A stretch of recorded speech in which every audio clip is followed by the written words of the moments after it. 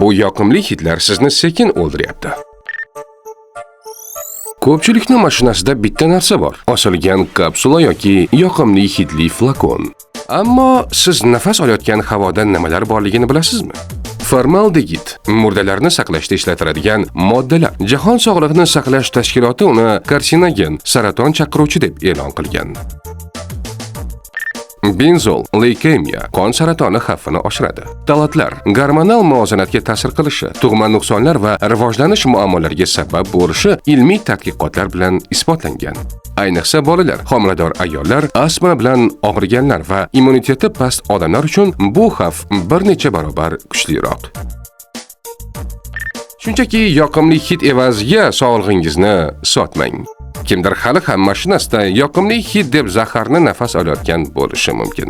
Siz esa bu postni ulashingiz bilan uning sog'lig'ini, balki hayotini saqlab qolarsiz.